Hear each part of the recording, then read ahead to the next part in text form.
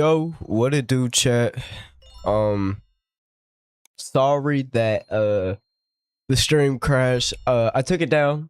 So if you're wondering where it went, I took it down on all, everything.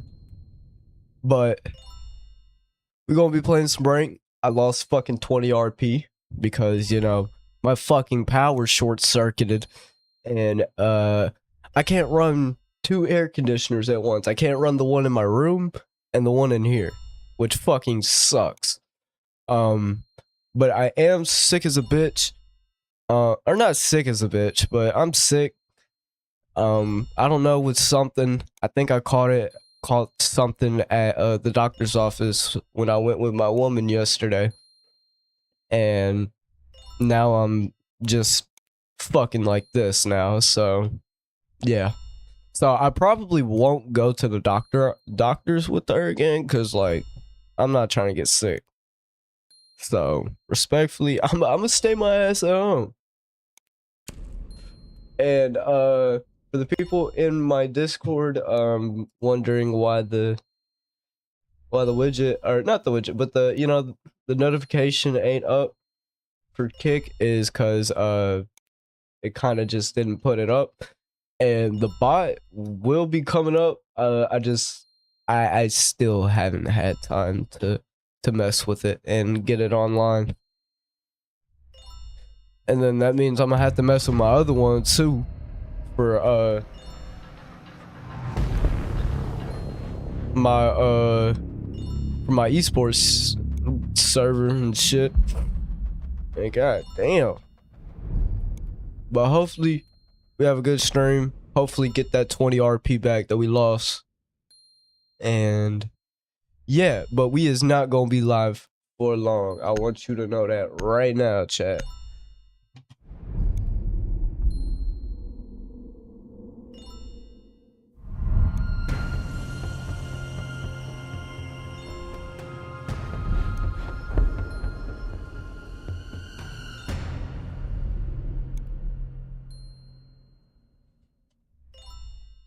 Man, I got pissed when my power circuited, cause like I was like, fuck. And oh my god, I had to go back there, fuck with the breaker, and then set my stream up again. I was like, damn, bro.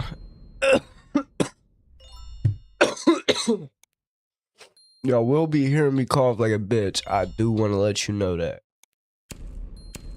cause mind you, I am not in the best fucking condition right now.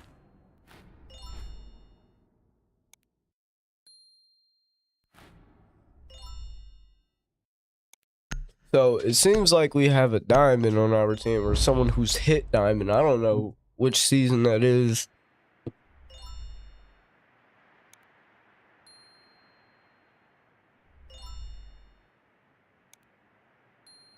But yeah, hopefully stream goes okay. And I'm gonna cough up a fucking lung, cause I'm trying to cough up this fucking mucus and shit.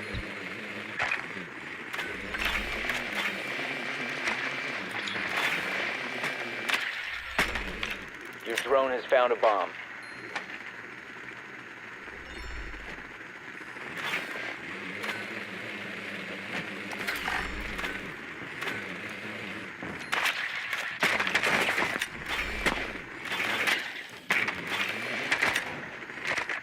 Seconds to insertion. 5 seconds to insertion. You've located a bomb. Make your way to its location and defuse it.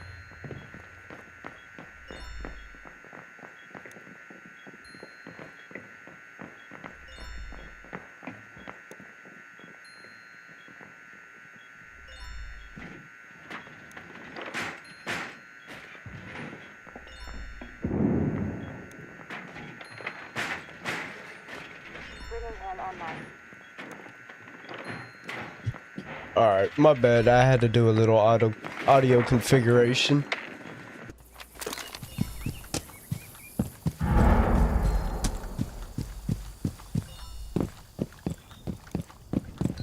Oh no, my shit just sounded a little quiet, so I had to turn that shit up. Here we go. Stay back.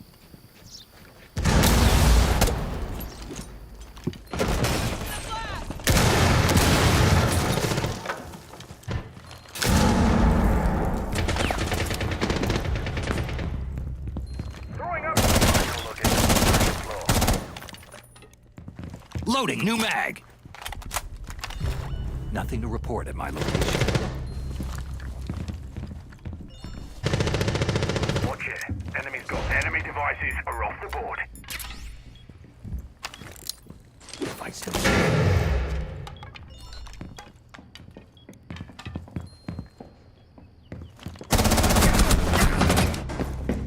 Are we serious? My aim is some shit. I knew exactly where he was too. I was like, he's gonna be right up on that bitch. Oh goddamn! I sold, bro. I sold with my shitty recoil control. One friendly How operator did we remaining. lose? How are we losing this? What the fuck? The diffuser is no longer in your Yo! possession. Op 4 eliminated all friendlies.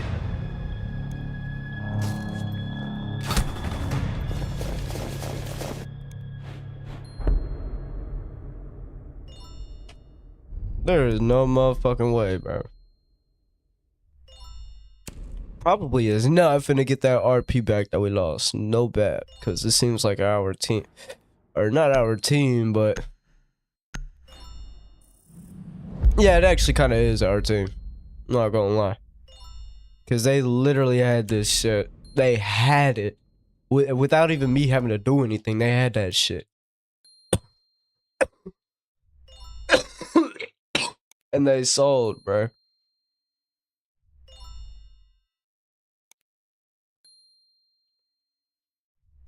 They sold, man. They some shit.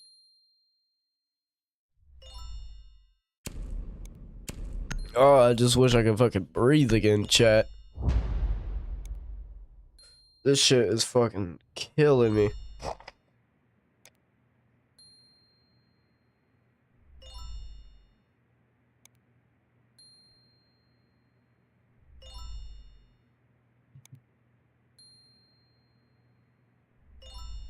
We need to locate a bomb.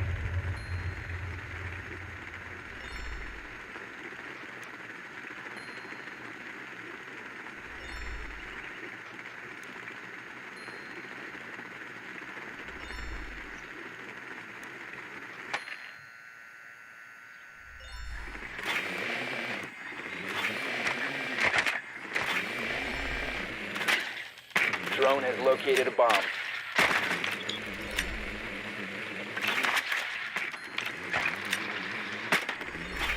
Ten seconds. 5 seconds to go. Proceed to bomb's location and defuse it. Time to show off what I can do. Protocol saves lives. Remember that. Oh man, fuck your protocol.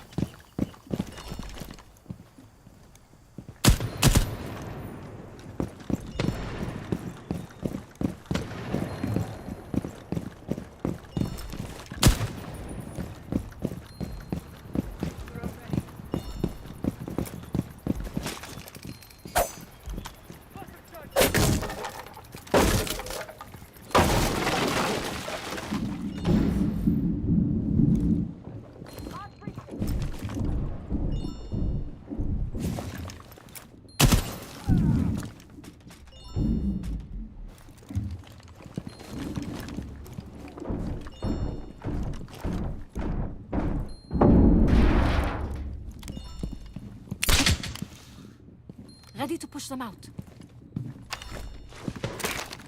Turn up and running. Target located. Claymore primed.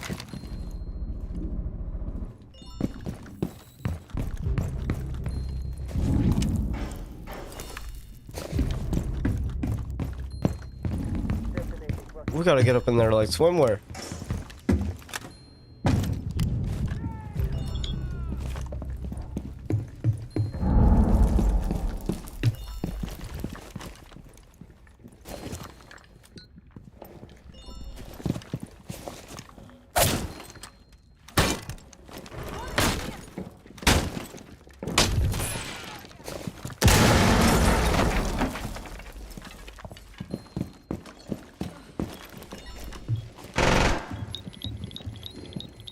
Op 4 last stop standing. Diffuser is Holy on. shit. Op 4 eliminated. What the fuck? Why'd I pull over so quick?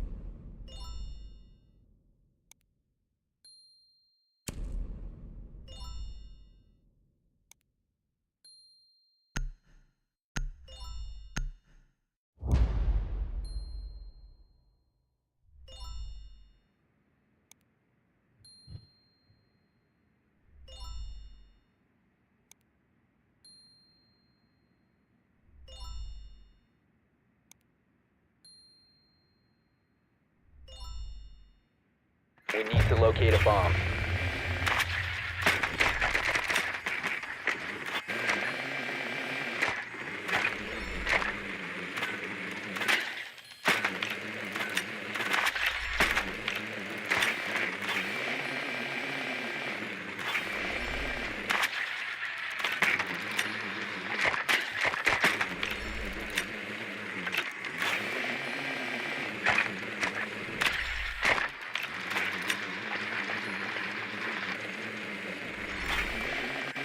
Insertion in 10 seconds. Insertion in 5 seconds. A bomb must be located and defused.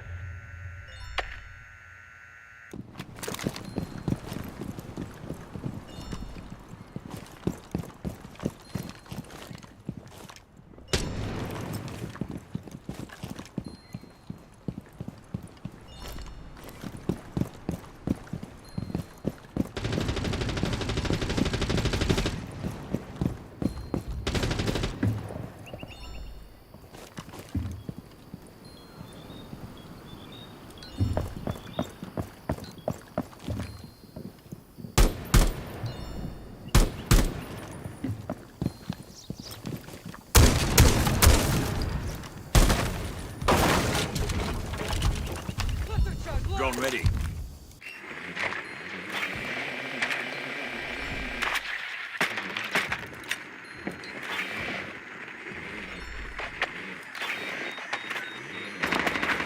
Target detected! First floor!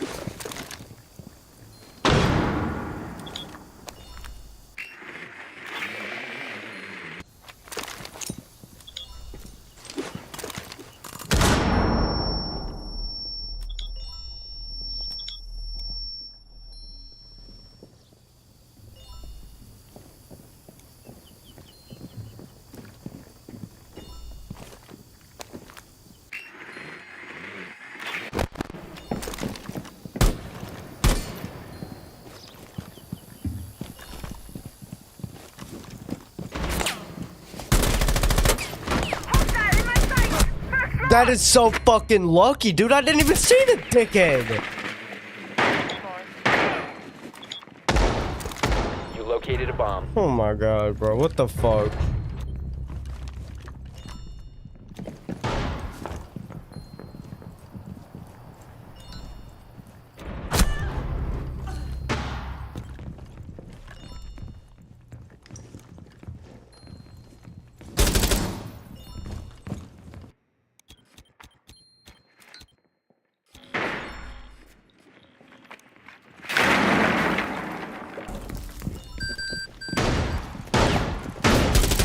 The diffuser is no longer in your possession.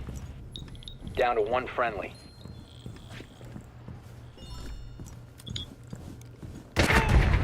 All friendlies have been eliminated.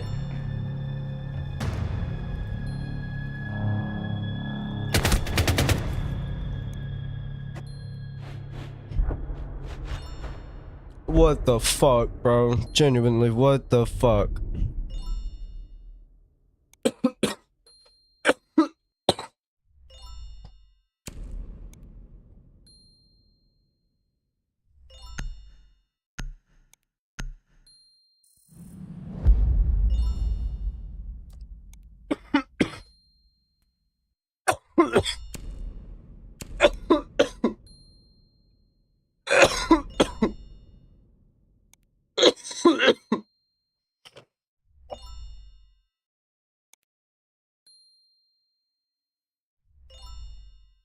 God damn, bro. I cannot fucking breathe.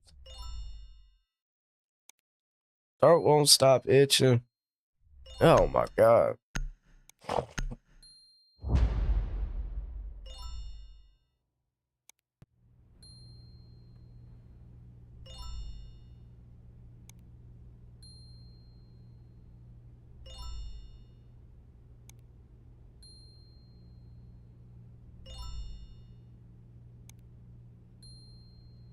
Secure the bombs.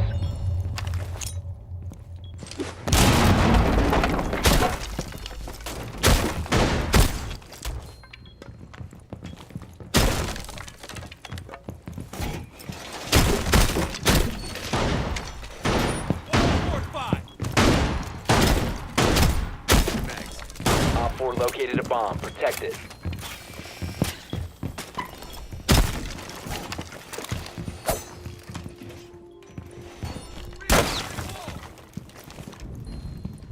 Ten seconds left. Shield ready. Down to 5 seconds. Op 4 has located a bomb. Wall Get ready to reinforced! engage.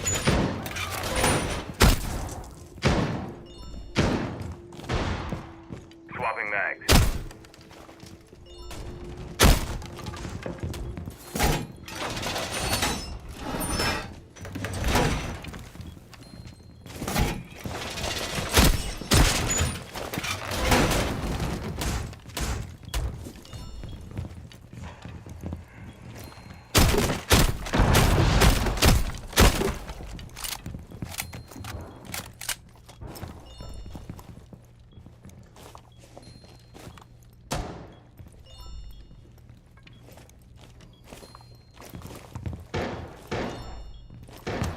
Yeah. Oh.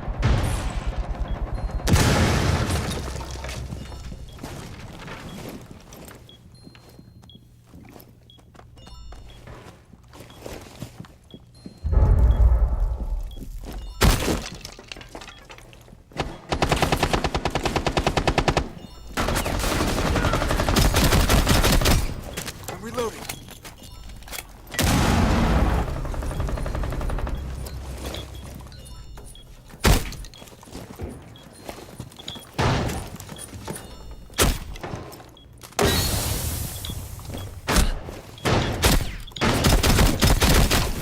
Swapping mags.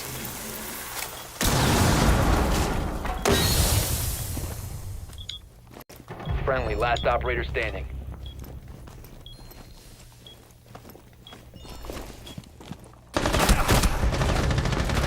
Mission failed. All I don't know friendlies what the were fuck I'm eliminated. supposed to do, bruh. Y'all are some garbage ass teammates.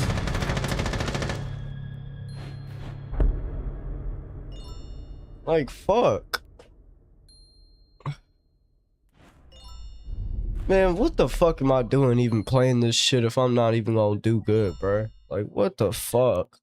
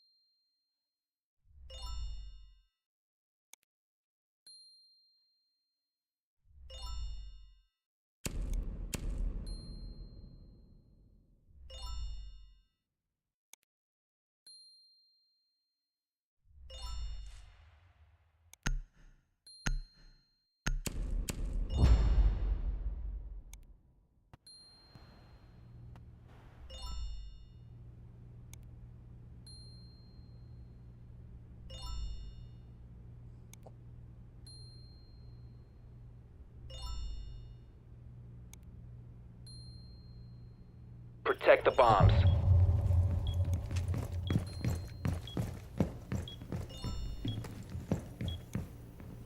Camera feed up and running. Bomb location compromised. Plan accordingly.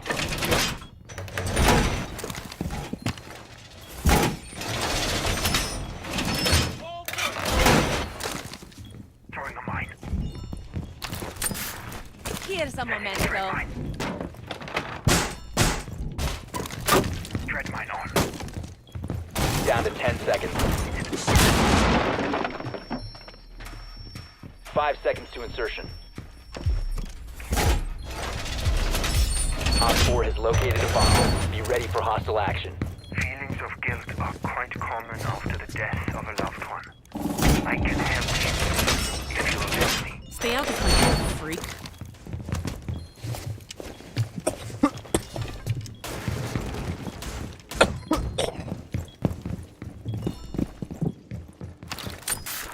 Here's a forgive me not.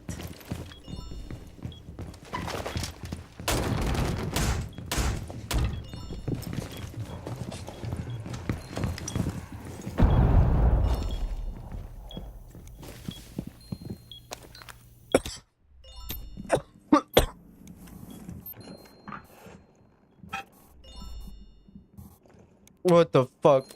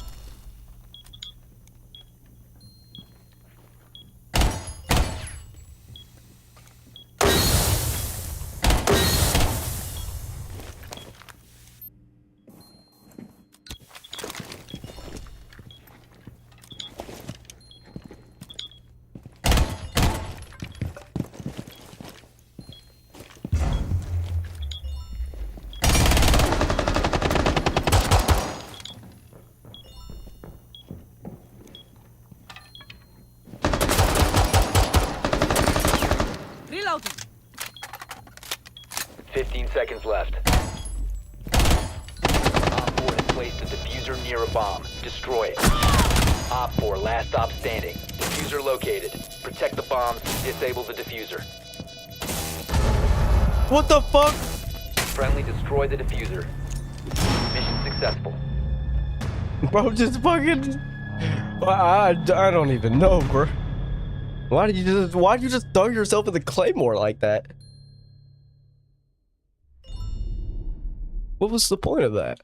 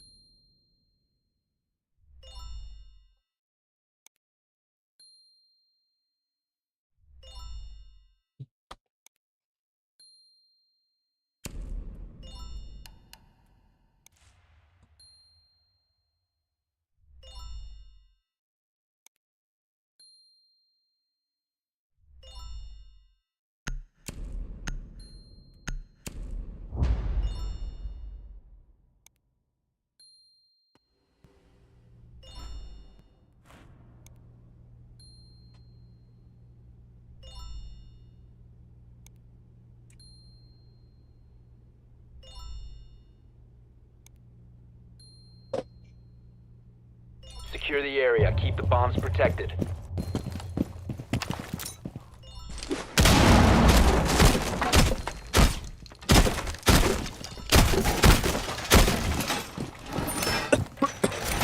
Whoa, reinforced!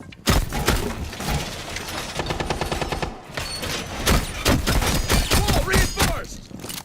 Fucking dumbass, bro. Deploying it.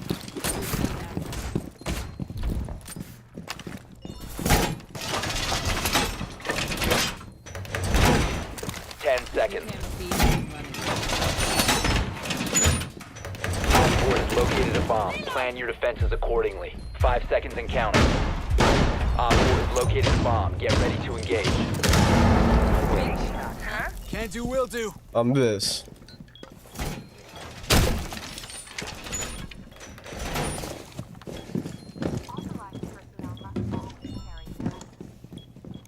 Blue on blue, don't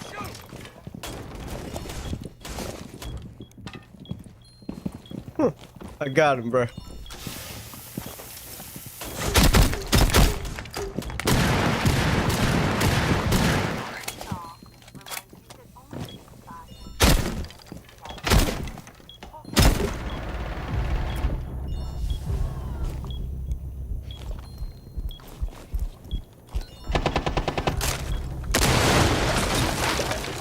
Tango in my sight.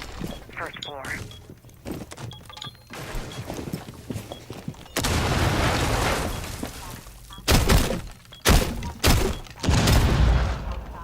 Changing max.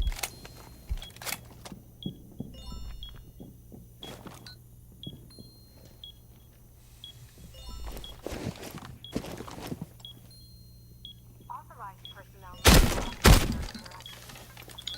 Lost teaser.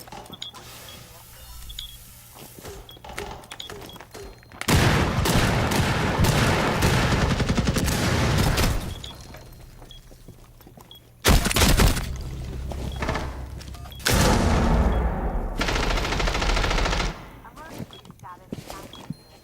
Anyone still on site will be Loading new mag. hostile and dealt with.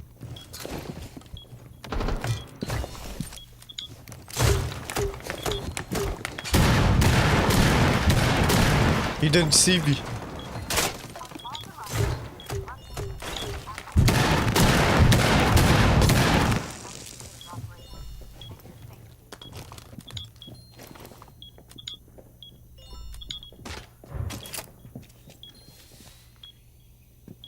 One friendly operator remaining.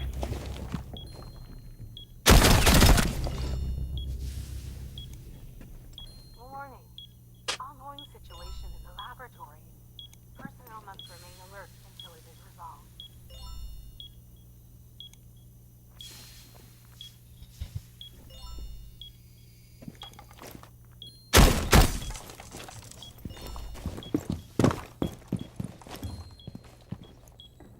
Agent Shaw reminds you that only 15 seconds left. Time expires in 10 seconds. 5 seconds to go. Op 4, last operator standing. You're out of time. Defended that bitch well and perfect. Now that's how you defend this site, chat. That's how you defend the site.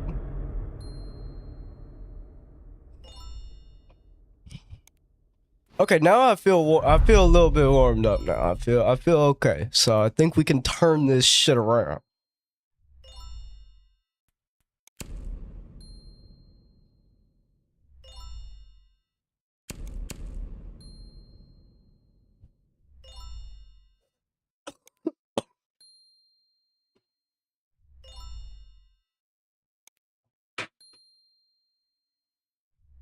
I thought I was gonna lose, to be honest, bro. They just low-key sat and just did not push.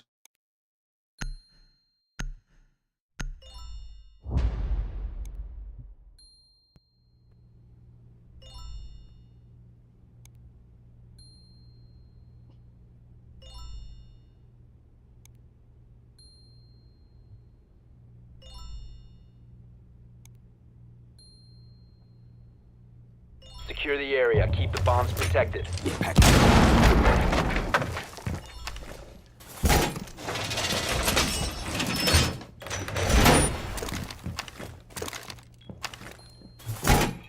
Camera system running.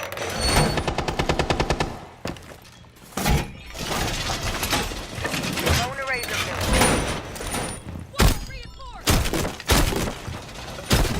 Eraser built.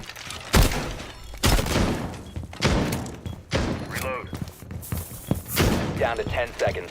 I don't know what the fuck this guy's doing, but I'm not fucking with seconds and these footholes. Razor cell out. You must protect your bombs from being defused They gotta go. by Op 4. Echo good? Alright. You know what I'm saying? 10 seconds. 'Cause what the fuck? Placing a razor blue. Op 4 has located a bomb. All Vulcans are on the field. Doorway secured!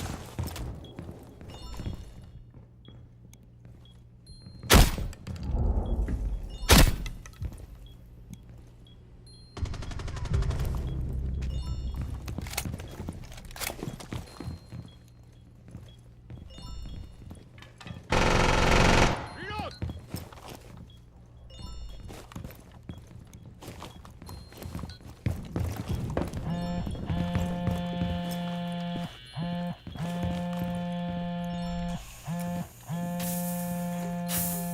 Got eyes on the target.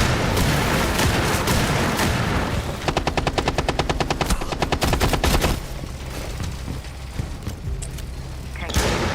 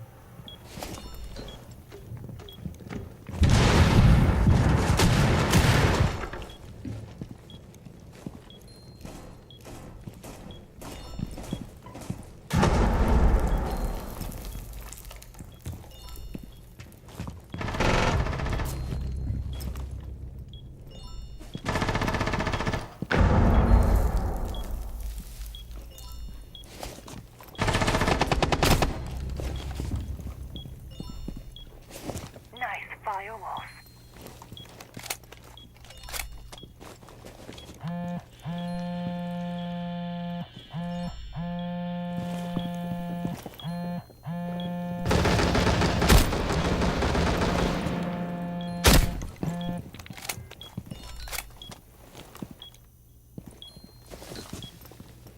Fifteen seconds left. 10 seconds to go. Op 4, last stop standing.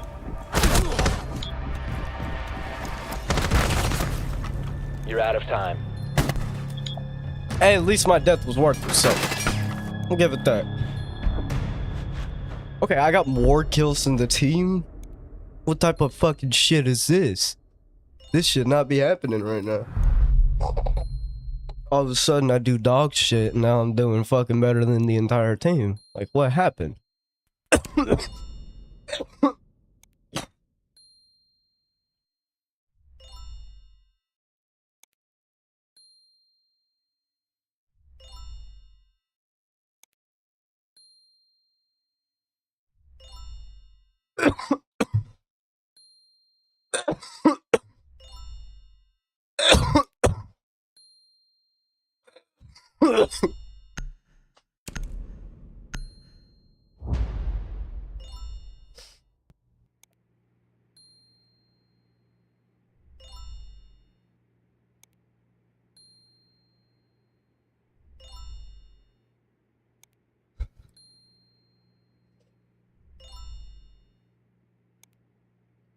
Need to use your drone to locate a bomb.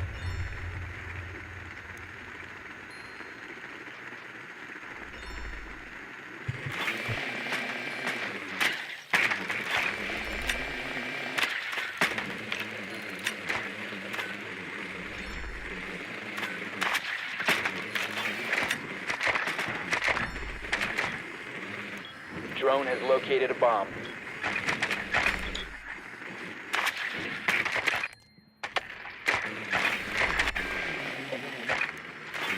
Ten seconds before insertion. Insertion in 5 seconds. Proceed to bomb's location and defuse it.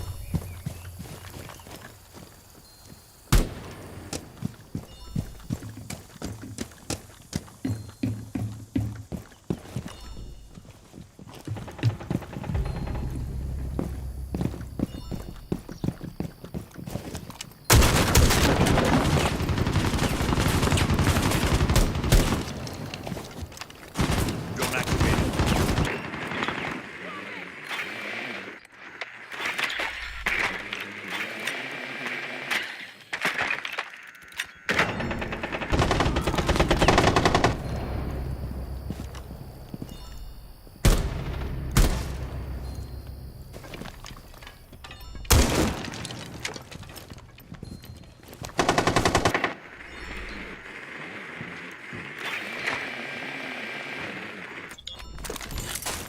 Breach!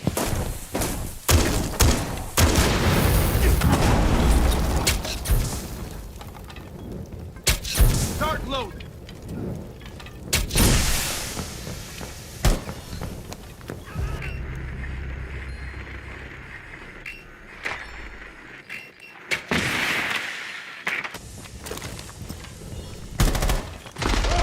Recover the diffuser. One operator remaining.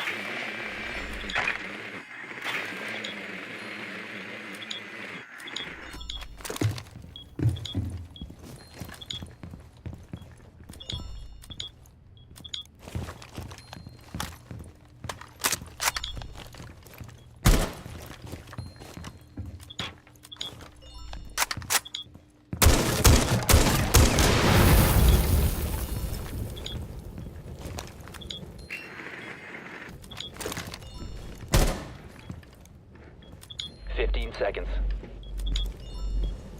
10 seconds left. 5 seconds.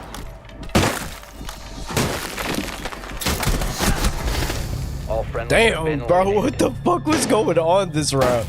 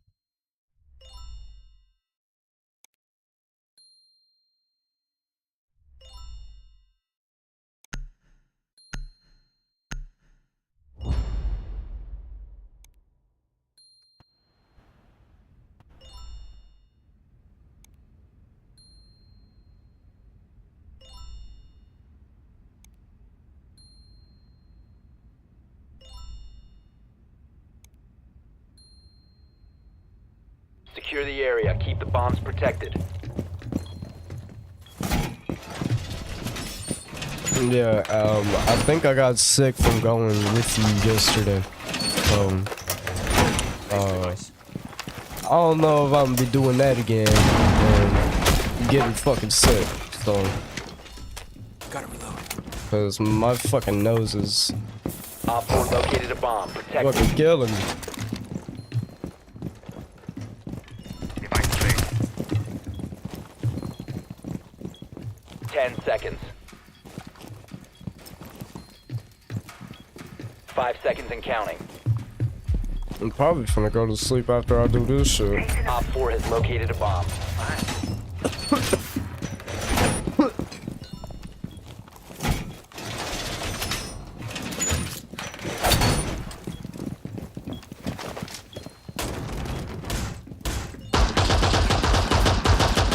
Swapping mag.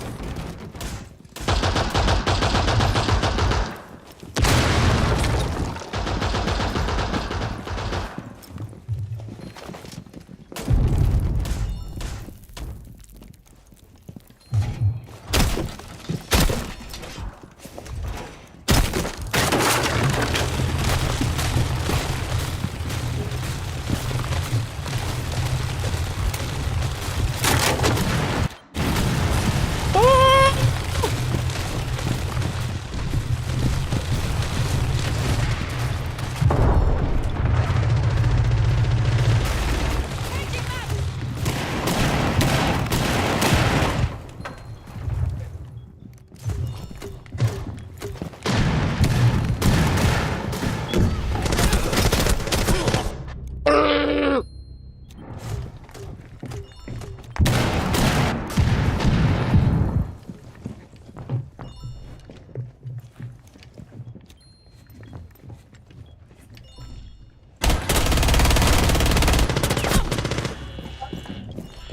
One friendly operator. Man, I don't even want to stream, bro. I don't feel Mission fucking failed. good. All So, friendlies you were know what? eliminated.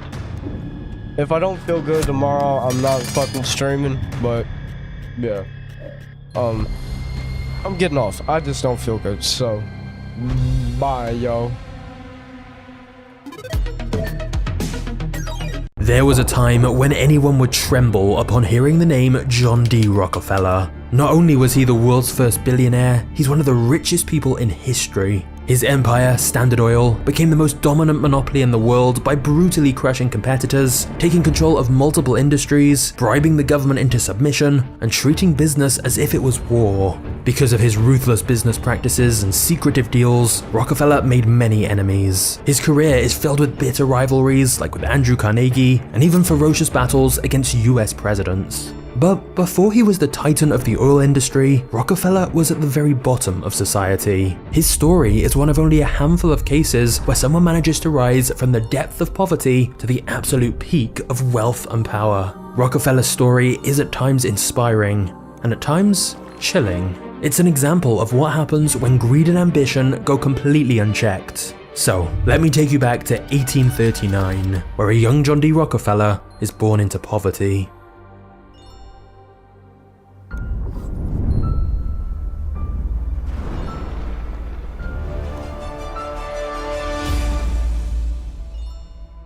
In 1839, John D. Rockefeller was the first child born into a family of peasant farmers with no cash to spare. In his small town of less than 1,000, the most mysterious character to be found was undoubtedly John's father, who was known as Devil Bill. Instead of helping on the family farm, Bill did just about anything else. He was an athlete, ventriloquist, hunter, hypnotist, and even an animal trainer. Once he won a bear in a competition, kept it as a pet, and taught it to do tricks. Bill did a little of this, a little of that, but not much of anything.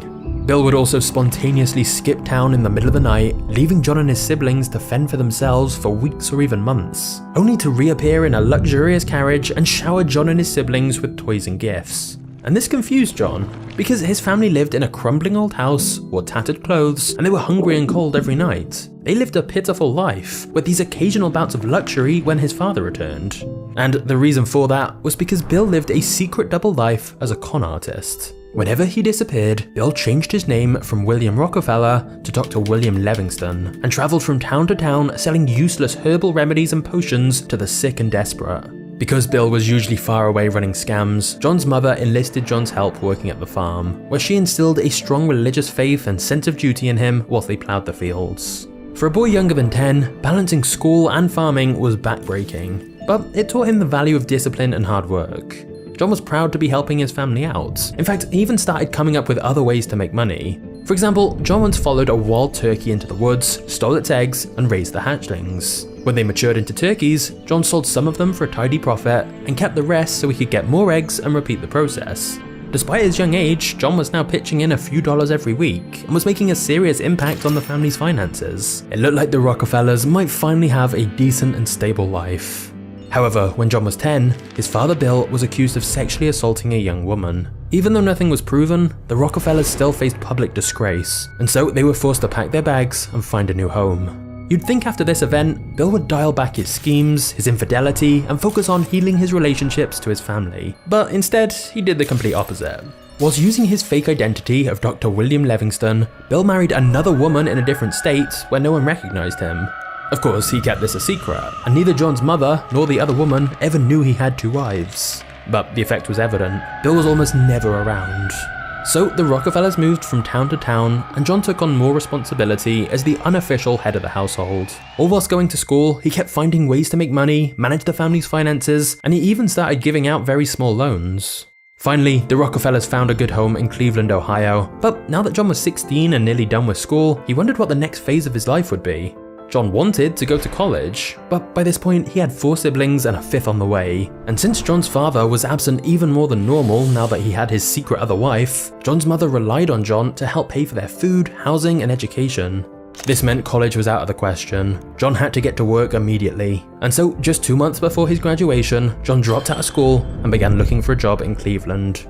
He was after something big, so he made a list of all the biggest railroads, banks, and wholesale merchants in the city. However, every time John showed up to an interview, people laughed in his face when they found out he was only 16 years old. John faced rejection after rejection, but no amount of humiliation was going to stop him, and after 6 long weeks, he got an interview at a small firm that needed help with bookkeeping. When they saw John's excellent penmanship, they decided to give him a chance and told him to get to work immediately, not even mentioning how much he'd get paid.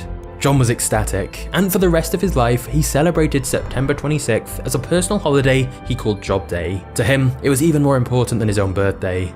Even though it was not a massive operation, John's first job taught him how to deal with suppliers, pay bills, and see the inner workings of a real business for the first time. One day, his boss came in with a check for $4,000 and put it inside a safe. John knew the safe's combination, so when his boss was gone, he opened it up just so he could hold the note in his hands, hypnotized by how much it represented. John dreamed of someday making as much money as his bosses, and so every morning before heading off to work, he began repeating to himself, "I am bound to be rich." On the last day of 1855, John's bosses gave him his payment. $50, which meant he'd only earned a little over 50 cents a day. It wasn't much, but since he'd done such a good job, his bosses raised his salary to $300 per year, the equivalent of around $11,000 today. The raise gave John something he deeply wanted, independence from his father. Now, with his mother's help, he could finally give his family the stable life they yearned for.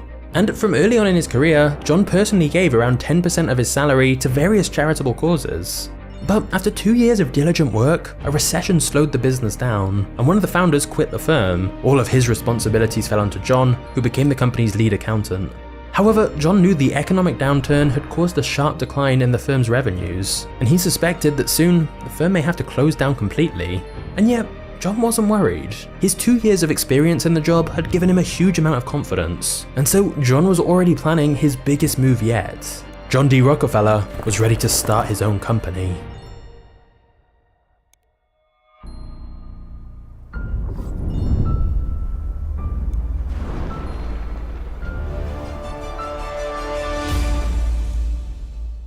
During his first job, John had become friends with Maurice Clark, a 28-year-old chemist who worked down the street from him. Even though John was just 18 years old at this point, he'd developed a good reputation as a bookkeeper in Cleveland, and one day Maurice told him he was planning on starting a produce business, and suggested that they partner up together. After saving up a bit of money, they formed Clark and Rockefeller, and got to work buying and reselling grain, fish, beans, meat, and other foods. It was tough at first. John and Maurice were often exhausted from looking for customers out on the road, but owning their own business gave them immense pride. And even though he was a bit shy and quiet at first, John was a capable salesman. Because he was so mature, everyone called him Mr. Rockefeller. The older men in the industry easily trusted him, and the list of clients at Clark and Rockefeller quickly grew. In fact, their biggest problem was that they didn't have the capital needed to scale the business and handle even more clients. But John and Maurice found a smart way to solve this problem. if they wanted to seek a $5,000 loan, they would go around Cleveland saying their firm was looking to invest $10,000, very publicly giving the impression that they had plenty of cash. This simple trick meant the banks were more willing to give them money. And the extra loans they got put them in a great position when the American Civil War broke out, as business picked up even more. As a devout Baptist, John was very strongly opposed to slavery, so he wanted the Union to win the war. However, John was still responsible for feeding his family of 6, and if he stopped working, they wouldn't have any income. So instead of serving in the army himself, John paid $300 for a substitute and even paid to equip several more Union soldiers.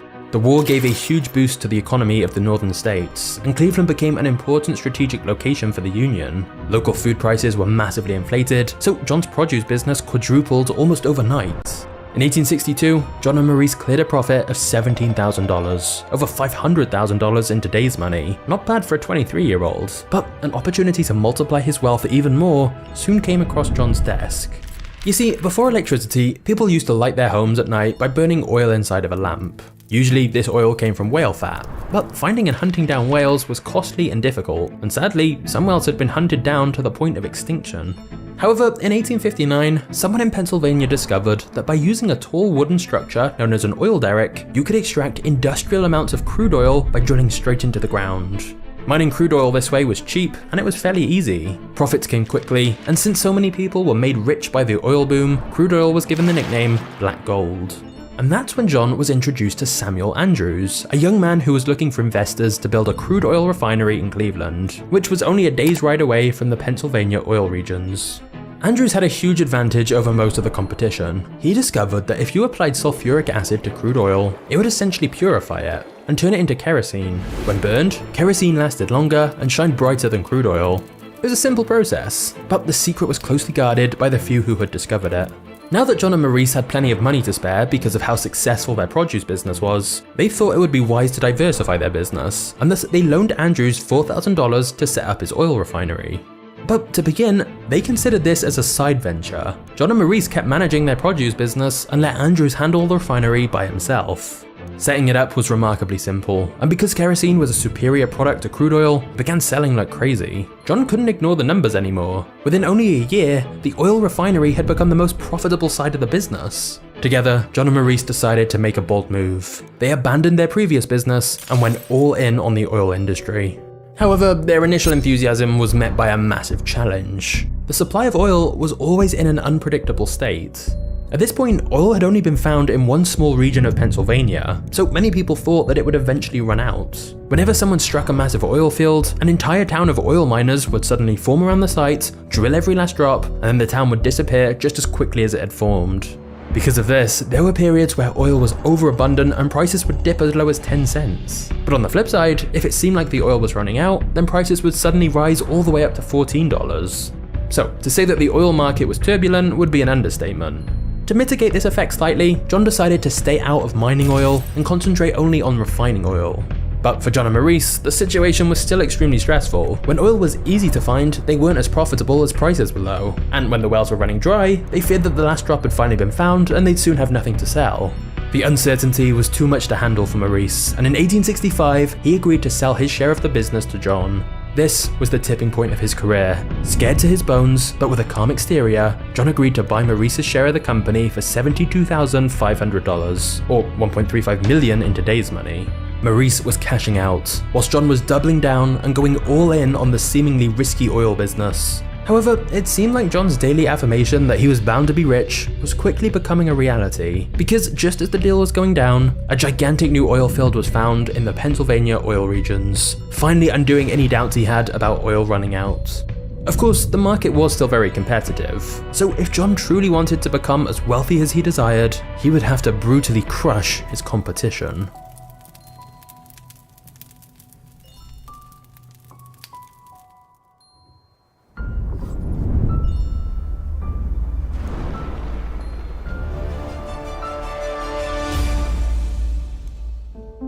The year before buying his business partner's share of the company, John married a woman who shared his religious devotion. Even though he was now making good money, John bought a modest house in Cleveland where they began to raise a family. So with his home life in order and the northern economy booming after the Union Army won the Civil War, everything was ready for John to begin building his empire. Now that his partner was gone, John rebranded the company under a new name, Standard Oil, and he got to work building a second refinery and began exporting kerosene to Europe. John was confident that the oil industry would make him extremely rich, but it quickly became apparent that he needed some help. So John took on a new partner to help him run the company, a man named Henry Flagler, and the two men were remarkably similar.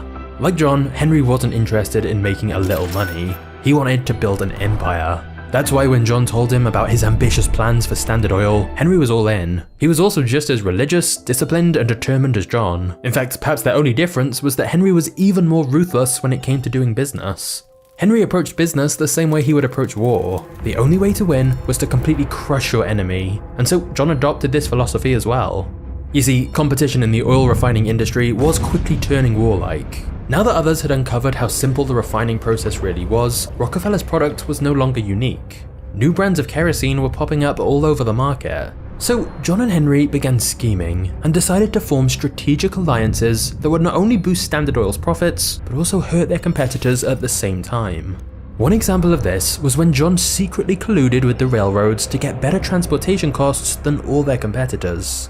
At the time, oil was transported from one place to the other by an extensive network of trains, mostly dominated by 3 railroad companies: the New York Central, the Erie, and the most powerful company in America at the time, the Pennsylvania Railroad.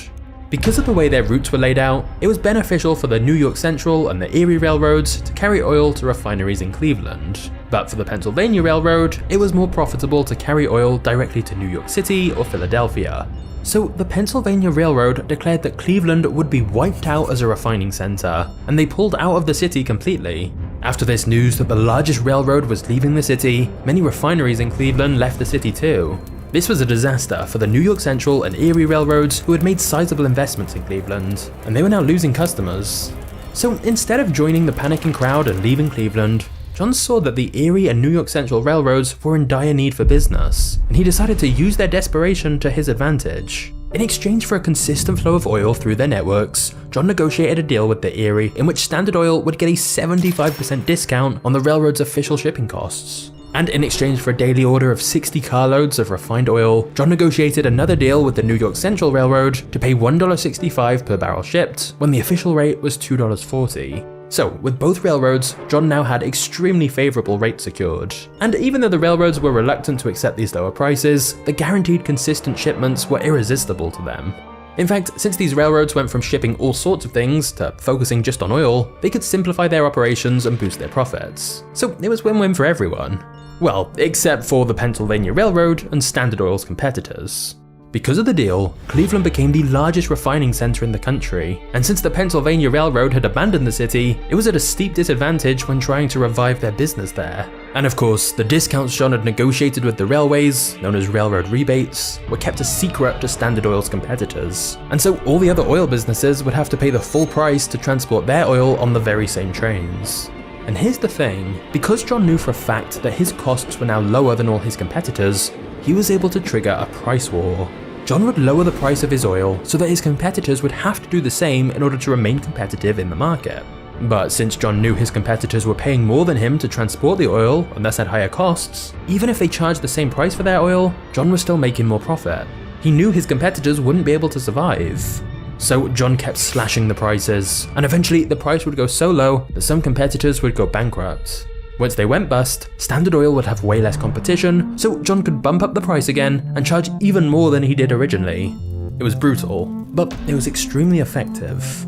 Now, John knew these railroad rebates were morally dubious. They gave bigger businesses hugely preferential treatment over smaller ones. However, it would be over a decade before any antitrust laws were passed to prevent these kind of monopolistic practices, so legally, John wasn't doing anything wrong, and thus, in the meantime, this warlike strategy to crush competitors was paying off, and Standard Oil raked in enormous profits. However, there was one major problem. The massive surplus of oil meant oil prices had fallen as low as $2.40 per barrel, and as more oil fields were found in Pennsylvania, it seemed that the price would continue to fall. The remaining competition was barely hanging on. In fact, John estimated that around 90% of oil refiners were actually losing money.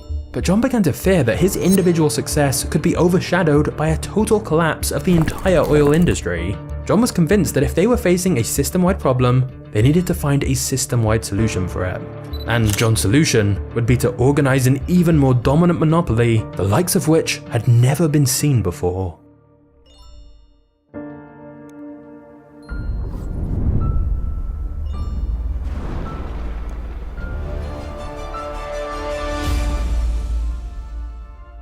By 1872, John and Henry were ruthlessly expanding Standard Oil, but oil prices had dropped another 25%. They knew if they didn't do something soon, the entire industry could collapse, and they would fall right along with it. So John decided to collaborate with the president of the Pennsylvania Railroad, Tom Scott. John and Scott had been rivals after the deal John made with the other two main railroads, but now Scott was reaching out to make a similar secret deal that was even more ambitious and ruthless. Scott proposed a secret alliance between the largest railroads and a very select group of the largest refiners, which of course included Rockefeller. And thus, Standard Oil and the Pennsylvania, New York Central, and Erie railroads all formed an alliance together under the inconspicuous name of the South Improvement Company, or SIC for short. The deal was that in exchange for a secret 50% rebate on transportation costs, John would transport all his oil exclusively through these railroads. But John wasn't content with just getting benefits for himself. He designed the deal to be devastating for his competition. For example, when anyone outside of this secret alliance transported kerosene through these railroads, Standard Oil would receive a 50% rebate from the cost of their shipments as well. These were known as drawbacks, and they meant that Standard Oil's competitors would not only be paying higher prices to transport their oil on the same railroads, but some of that money would be going directly to Rockefeller. And to top it all off, the railroads would even secretly give John detailed information about their competitors' shipments. He would know every detail of his rivals' businesses, and so he could undercut them by selling kerosene for cheaper prices. Anyone outside this secret alliance stood no chance. It was a death sentence for anyone excluded from the club, and the worst of it was, they didn't even know it. However, whilst many of Rockefeller's critics call this whole arrangement a shameless power grab, to John, he truly believed it was the best way to save the oil industry. Because as things stood with so many competitors, their product was getting closer and closer to being given away for free, as there was so much supply of oil readily available. He believed wiping out these smaller refiners would help the oil industry overall. But either way, it didn't matter, because rumors of a railroad and refiner cartel soon began to spread. When people read in the newspapers that the rates for the three most important railroads in the country had doubled overnight, they knew exactly who to blame: Tom Scott of the Pennsylvania Railroad and John D. Rockefeller of Standard Oil. As rumors of the alliance continued to spread, thousands of people took to the streets to protest, threatening Standard Oil and the Pennsylvania Railroad with violence, vandalism, and arson. Protesters hijacked Standard shipments and spilled their oil, and they tore the Pennsylvania's train tracks from the ground. But the final blow to the SIC came when the oil miners made their countermove and boycotted the SIC. Without a supply of crude oil, John's refineries were useless, so 2 months after it was formed, the SIC had been disbanded. It was a humiliating event, one that brought a lot of negative attention on John. But John wasn't fazed by it. He simply decided if he couldn't control the oil industry through shady backroom deals, then he would do it in public, and conquer the industry by force. John wanted to bring as many refineries under Standard Oil as he could, and to his surprise, the SIC fiasco had actually caused one important change in the industry. Despite the very public fallout of the SIC alliance, there were still whispers of a secret railroad and refiner cartel, with many people paranoid that there must still be some kind of secret deal in place between the big railroads and the big refiners. Even though there wasn't, the rumor spread everywhere.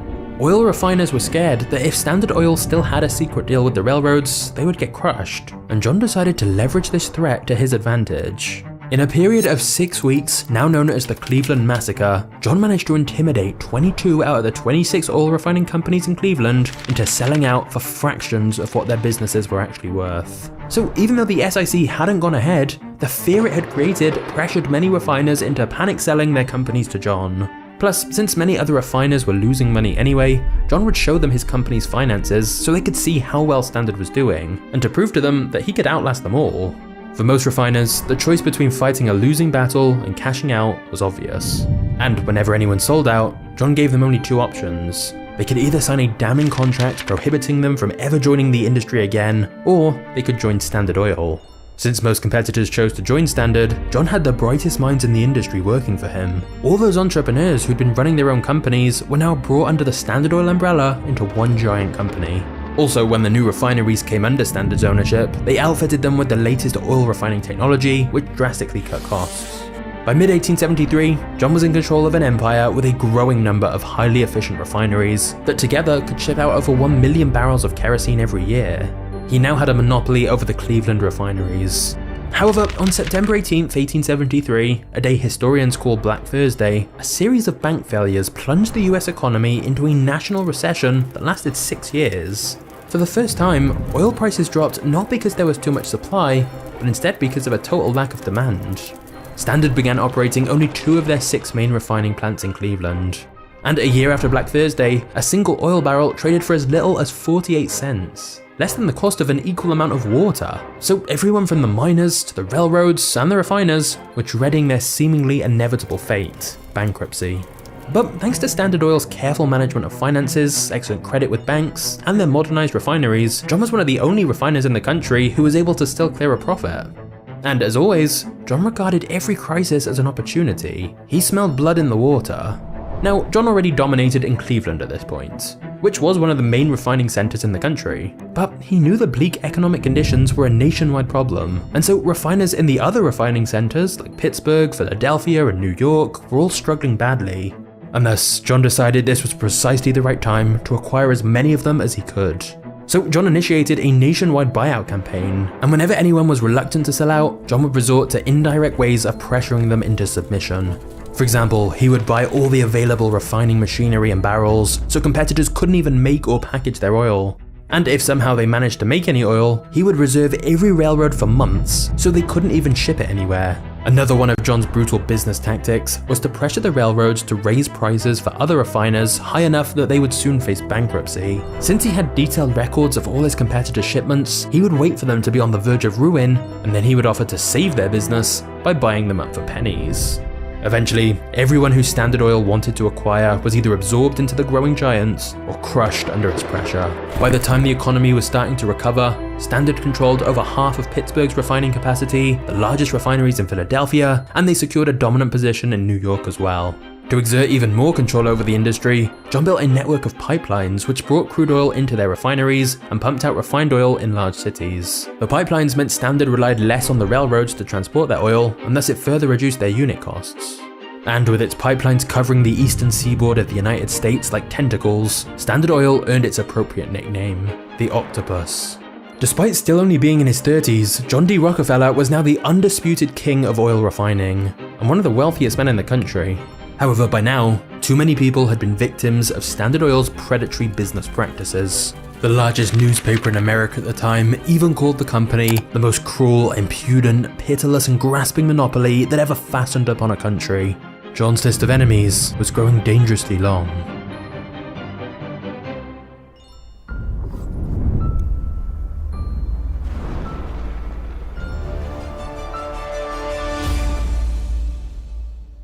For the railroad companies, the oil industry was a tremendous source of business, as miners needed to get oil from wells to refineries, and refiners then needed to get it to the big cities. However, when Standard Oil began laying a vast network of pipelines all across America's eastern shore, the railroad companies were faced with the fact that one of their most important customers was making them obsolete. So Tom Scott, the owner of the Pennsylvania Railroad, decided to lay his own pipelines. But he also did something he knew John wouldn't like. He started building his own oil refineries. Now, Scott was in direct competition with John, so John interpreted this as declaration of war. He decided to launch an all-out attack against America's most powerful company. First, John cancelled all his business with the Pennsylvania Railroad and redirected all that oil to other railroads instead. Then, John lowered the price of Standard Oil kerosene, which meant that competitors had to do the same, thus reducing their profit margins and decreasing the shipment orders on the Pennsylvania Railroad.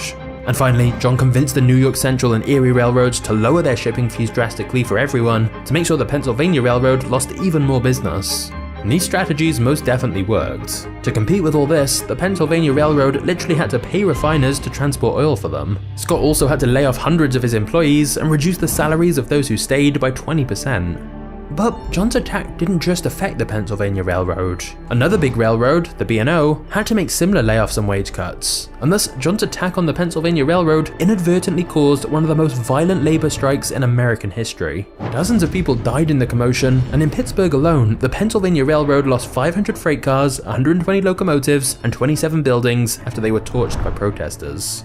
Even John started to get concerned by the chaos that was unfolding.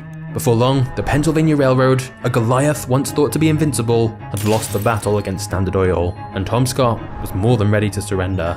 Scott was in a desperate position, and John's business partner Henry, who saw business as war, saw this as an opportunity to crush him totally. But John had a better idea, and instead moved to coordinate a massive deal with the railroads. John agreed to help the Pennsylvania Railroad survive by guaranteeing 47% of Standard's traffic to them. The New York Central, the Erie, and the B&O got the rest of it. In exchange for the steady source of shipments, John demanded a very large secret rebate on the Pennsylvania's official rates, he demanded even more detailed information about their competitors' shipments, and he wanted 20 cents for every single barrel that passed through any of the railroads as well. A lot of this was similar to the secret alliance that had been proposed before, but this time John was the one who held the balance of power and could basically demand what he wanted. The railroads had little choice. And thus, the deal effectively made John one of the most powerful men in America. John basically now owned the railroads, he essentially controlled the oil industry, and had an all-seeing eye into every one of his competitors. He completely dominated Cleveland, Pittsburgh, and Philadelphia, and there were only a few scattered refineries in New York that weren't his. Standard Oil was now in control of about 90% of the entire oil refining industry. However, as for John's rival, Tom Scott, even though John had technically now struck up a deal with his company, the Pennsylvania Railroad never regained its footing, and Scott personally never recovered from his humiliating defeats. Just a year later, Scott suffered from a stroke and died shortly after. What's interesting here is that many years earlier, Tom Scott had been the mentor to a young Andrew Carnegie, who was to the steel industry what John was to the oil industry. Carnegie blamed the death of his beloved mentor on John, and thus a rivalry was born between Carnegie and Rockefeller, the king of oil versus the king of steel. The rivalry between these two titans of industry would intensify as time went on, but for now, both men were determined to become wealthier than the other. In the midst of all this, John was becoming quite a notorious public figure. The fight with the Pennsylvania Railroad, his rivalry with Carnegie, and his tremendous wealth and power had all taken John from a mysterious oil man in Cleveland, Ohio, to now one of the most controversial figures in American newspapers. And yet, for all his wealth, fame, and power, John didn't indulge in the extravagant lifestyle that many of his peers did. When he moved to New York, John spent his free time playing with his children instead of seeking the company of wealthy bankers or celebrities, and he rarely bought expensive clothes or luxuries. Silently managing his army of puppets from their new office in New York, John was enriched by his 90% dominance of the oil refining industry. It seemed like he could now just sit back and enjoy the fruits of their labor. But actually, the opposite was true. Even though he had achieved total dominance, the state of the industry was changing, and fast. A few years earlier, Thomas Edison patented a light bulb that gave off a powerful white light for 100 hours, and he was pushing to light the country with electricity instead of oil. Then in 1885, a huge deposit of crude oil was found in northern Ohio. These two events meant many Standard Oil executives started to panic, fearing a massive oil surplus that would take the industry back to the days when oil was priced at 10 cents per barrel. But whilst his company was panicking, John was calm as ever. By now, he was a master at turning chaotic situations into opportunities, and this was exactly the crisis he'd been waiting for. But before we get to that, let's talk about an opportunity for you. Because it's been said that attention is the new oil. The people who understand how to get their message across and build an audience are the ones currently dominating in business. And that's where today's sponsor, Skool, can help you. Skool is a platform where you can create your own community or discover new ones. And having your own community means that you'll have a group of members who are naturally paying attention to your message as they engage each day. On Skool, you can create your own community within minutes and customize it how you want. Your members can join for free or by paying for membership. And you can share access to courses, events, bring people together, and keep your members highly engaged using Skool's built-in leaderboards and gamification. So if you want a place to connect with your audience, Skool is perfect for this. And if you're wanting to check out a new community to find people like you can easily do this too. Skool is the ideal way to discover communities or create your own. Just click the link in the description below to check it out for yourself.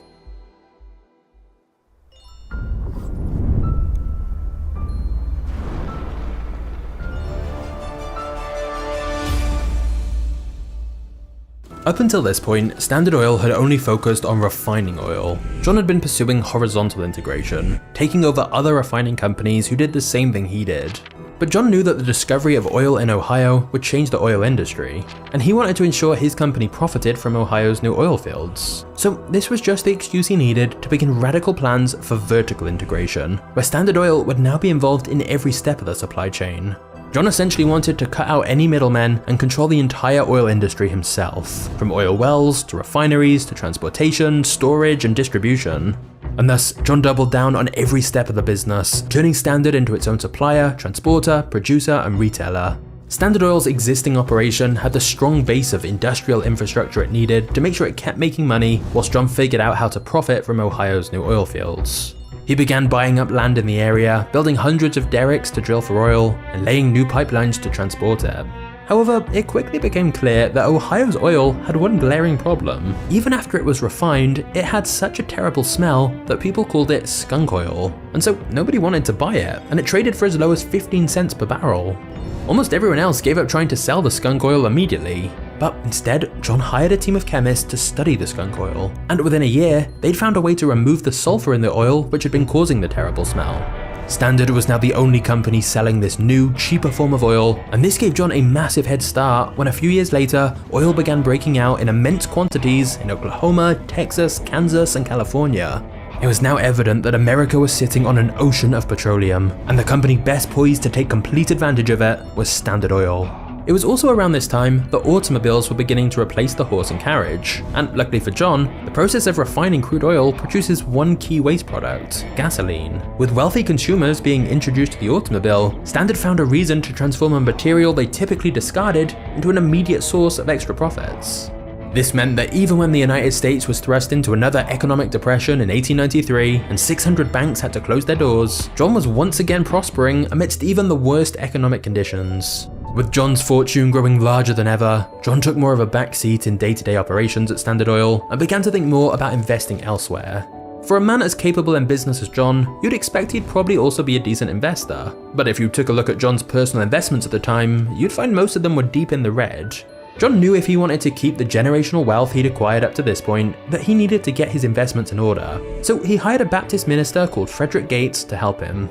Now, it's impossible to know what John was thinking when he hired a former priest to administer his fortune. But years later, when John was asked who was the greatest businessman he'd ever met, he pointed to Frederick. And there's no doubt Frederick helped grow John's fortune much larger with a series of strategic investments. It was also around this time that John's son, John Jr., graduated from university, and John thought it would be a good idea to have Jr. learn from Frederick. Frederick taught Jr. how to invest, how to negotiate, and before long, the two of them had turned John's laughable portfolio into a wealth multiplication machine. It was at this point that John told them to start making huge investments in other industries, like buying up railroad companies, which would come in handy later. But the most critical of these investments was a long strip of land in Minnesota, known as the Mesabi Mountain Range. In this territory was a 120-mile-long vein of the highest quality iron ore found to date, potentially the largest in North America. Now, iron is the main ingredient needed to produce another important material, steel. So when Andrew Carnegie, the Steel King, heard this news, he feared that John was planning to compete against him in the steel business. And in fact, John had been planning to do this for a long time.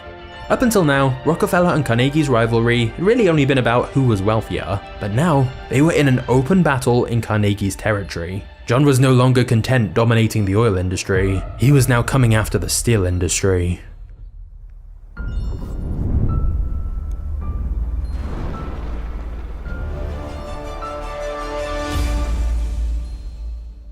John told Frederick and Jr. to commence mining operations in the Mesabi Range, and they undercut Carnegie by selling their higher quality ore to his competitors at dirt cheap prices. As they built up their mining operation, a rumor started to spread that John was planning to further infiltrate Carnegie's niche and build a huge steel mill.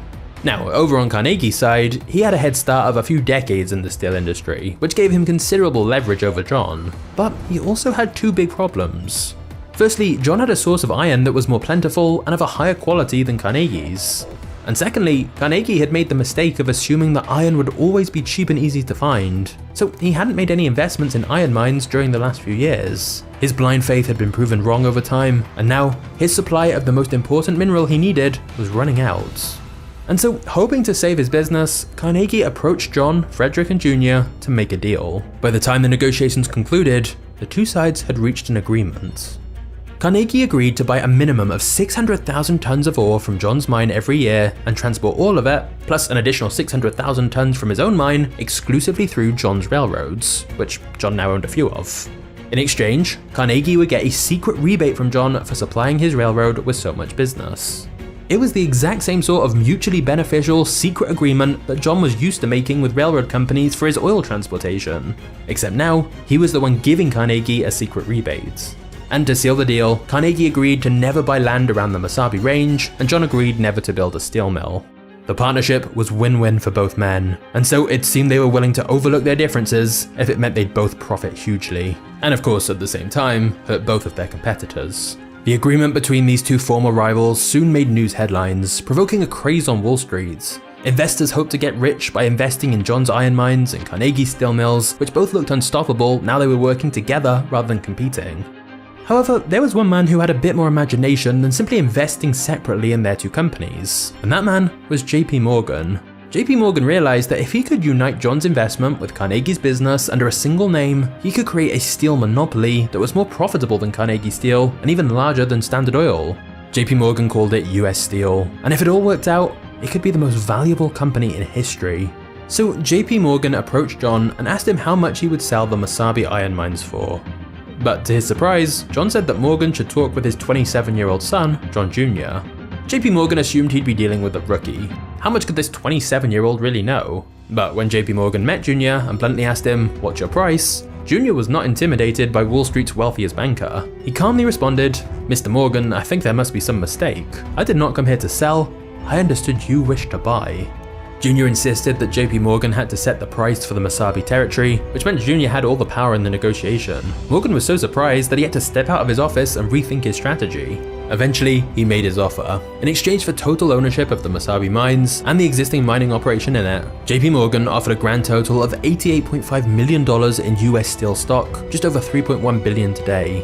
Later on, Morgan bought Carnegie's entire steel business and incorporated it into US Steel, and it became the world's first billion-dollar corporation. But remember, John now owned a huge chunk of that company, and his US Steel stock soon appreciated to over $200 million. Plus, thanks to the automobile boom and the need for gasoline, Standard Oil was growing into an even more powerful monopoly than it had been before. Not to mention that thanks to Frederick, John's investments were now in order too. With all of this combined, John's wealth continued to grow to unimaginable levels. It was now spread across multiple industries, and John was finally ready to step back from the business world completely.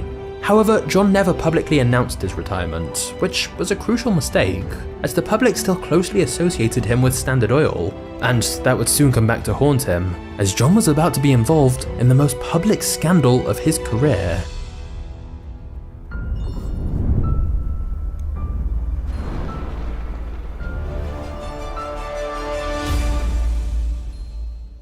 Even though he was now retired, John still owned around 30% of Standard Oil stock. And because of the tremendous growth of the auto industry, he was actually getting wealthier in retirement than when he was working. However, because of their brutal business practices, Standard now had such a negative public image that US President Theodore Roosevelt saw it as the perfect target to fight against in his rise to power. Now, this wasn't the first time he tried. Previously, Roosevelt passed a bill that punished railroad rebates, but it really wasn't enough to get the public excited, and the end of his first presidential term was coming up.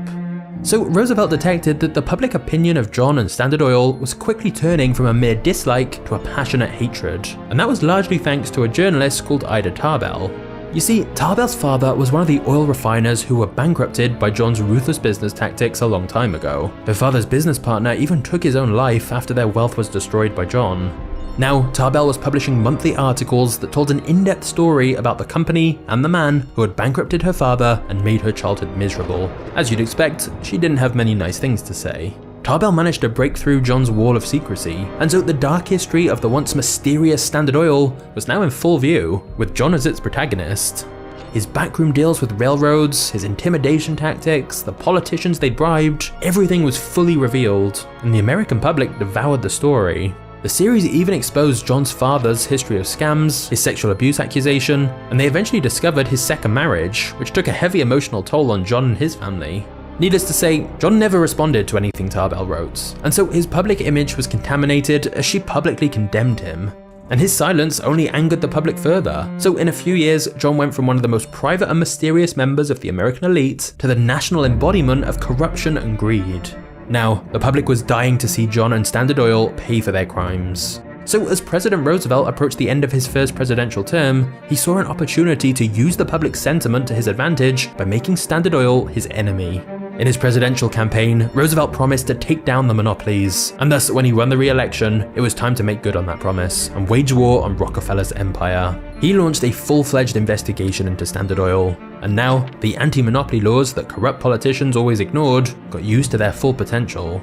Roosevelt announced that the government would prosecute Standard with the full force of the United States government in a historic all-out attack. Standard was charged with monopolizing the oil industry, predatory pricing, negotiating railroad rebates, corporate espionage, and secret ownership of competitors. Apart from having to fight 21 lawsuits in individual states, the federal government hit Standard with the largest lawsuit in history up to that point. There were over 1,000 exhibits, 444 testifying witnesses, and over 12,000 pages of damning evidence that Standard Oil was, indeed, a monopoly.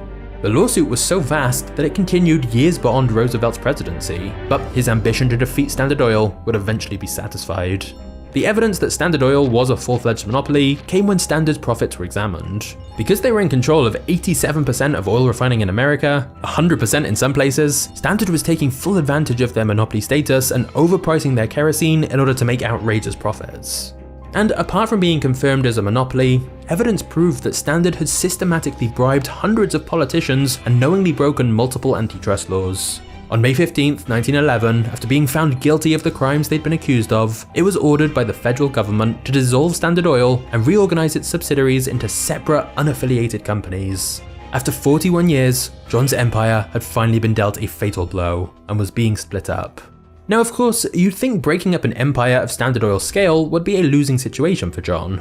Many of his enemies, like Ida Tarbell and President Roosevelt, certainly thought this event was a cause for celebration.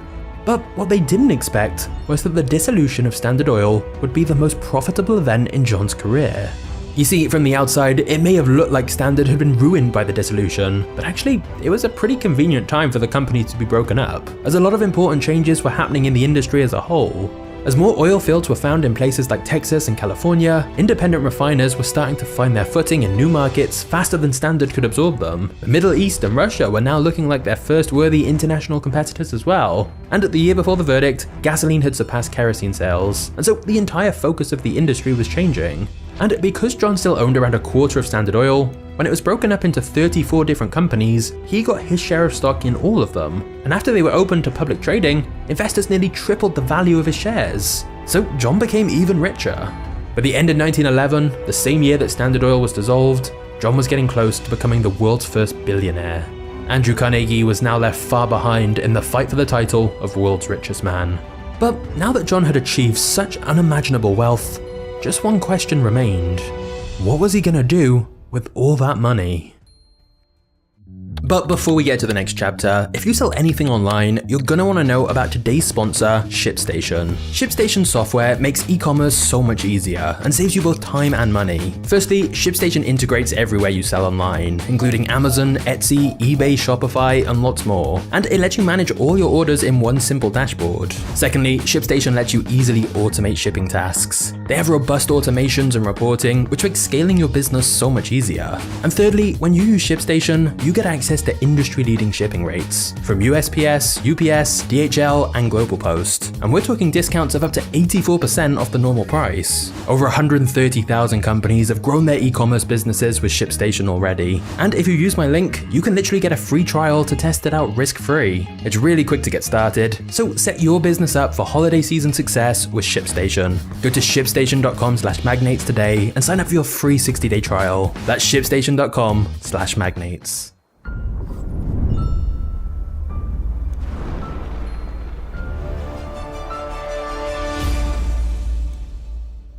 John was the wealthiest man in the world, and now that he was retired and that his old company had been dissolved, he decided to dedicate the rest of his life to philanthropy. And even though he was over 70 years old at this point, John's sense of duty meant that he was as energetic about charity work as he was in business. Throughout his life, John told people that he was a soldier of God sent to earth and given money for the benefit of mankind. And John really did want to make an impact on the world. And to be fair, ever since John got his first paycheck, John had given various organizations at least 10% of the money he made. And even when his sizable donations were publicly labeled as just ways to improve his image, John continued to give away a lot of money anonymously as well. However, John wanted to make his philanthropy a well-oiled machine that continued his legacy. So in 1913, he started the Rockefeller Foundation with the two people who were previously responsible for managing his personal investments, Frederick Gates and his son John Jr. By now, John had given away almost $150 million, and in the future, he would personally give a grand total of $540 million. To add to that, Frederick and Jr. went on to give away $537 million more through the foundation, and Jr. personally gave away an additional $540 million of the wealth he inherited from his father. In its over 100-year history, the Rockefeller Foundation has given countless billions of dollars in total, and it's still making donations today. Calculating the total amount and adjusting it for inflation is complicated, but it's safe to say that the amount is well into the tens of billions, ranking John amongst the most generous philanthropists in history. The Rockefeller Foundation focused on two main issues in its inception: medicine and education, and it's undoubtedly made a meaningful contribution to society. On the side of medicine, John's donations to the laboratories and medical research facilities helped spur an era of scientific innovation that saved hundreds of thousands of lives from diseases like hookworm, malaria, and meningitis. On the side of education, John's money helped save the southern United States from abject poverty and built hundreds of schools all around the world, including two of the world's most prestigious research institutions. Today, the Rockefeller Foundation contributes even more to many other causes, and it all started with a 16-year-old who had to go into business to help feed his family. However, this of course all raises an interesting moral debate on what should we really think about Rockefeller. Clearly, John's legacy has two sides to it. As the author of his biography writes, what makes him so problematic is that his good side was every bit as good as his bad side was bad. It's almost as if there were two completely different John D. Rockefellers. There's undeniably a charitable and dutiful side to him, but there's also a corrupt, unforgiving, and brutal side. Both sides are true, but whatever you think of John D. Rockefeller, the fact remains that he's one of the most fascinating businessmen in history. Maybe that's why after John died at 97 years old, his son, who had the same name, said, "There was only ever one John D. Rockefeller." But if you think Rockefeller's story was controversial, wait until you see the scandals Andrew Carnegie was involved with. Just click the thumbnail on screen now, and I'll see you there in a second. Cheers.